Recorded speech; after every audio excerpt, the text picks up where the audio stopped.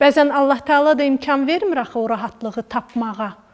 Bəzən Allah Teala başqa işlərlə, başqa problemlərlə insanın başını qatır və görürsən ki, artıq rahat olduğum zaman mənim rahatlığım pozulur. O da var axı. Yəqin ki, səfərlərə çıxmısınız bir yerə. Bəli. Əgər öz avtomobilimiz varsa, ya bir yaxın adamımızın avtomobili varsa, onu ilə çıxmısınız səfərə. İndi onda çıxmayım səfərə ki, çax deşilə bilər, məsəl üçün. Mühərrik dayana bilər, işləməz. Yəni onda bir yük aparıram ki özümlə. Bu avtomobilin xeyri nədir mənə? Yəni əvvəlcədən onları düşünsöz ki, bunlar başıma gələ bilər, pis şeyləri düşünsöz, onda gərək səfərə çıxmayasınız. Yox.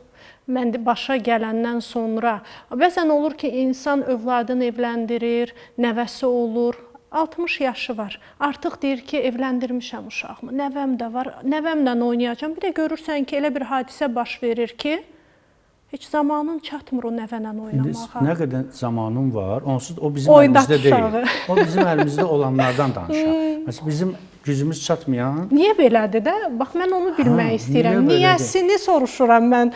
Ayıb müəllim, niyə belədir? Deyir, Quran-ı Kərimdə buyurur ki, biz insanı, Tin surəsində deyir, biz insanı ən gözəl biçimdə yaratdıq.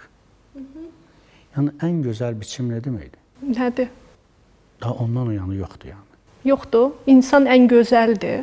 İnsan ən gözəl. Çünki insan mürəkkəb varlıqdır. Çox mürəkkəb varlıqdır. Bəzən deyirlər ki, elə yaşamalısan ki, rəhmət aparmalısan. Axı, sən düz yaşasan, zaten xeyirli bir insan olacaqsan. Doğru yaşasın. Doğru yaşamaq nədir? Sən sevgi görməlisən, sevgi verməlisən. Başqa bir şey, Hüseyn Cavidin demək dili ilə desək, yəni bu dünya məhəbbətdən ibarətdir.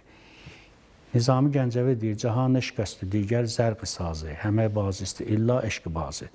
Bu dünya deyir, eşqdən ibarətdir. Eşq üçün yarandı. Allah Teala eşqdən yaratdı bu dünya. Hər kəsən bir şey üçün gəlir bu dünyaya, aşiqlərdən başqa.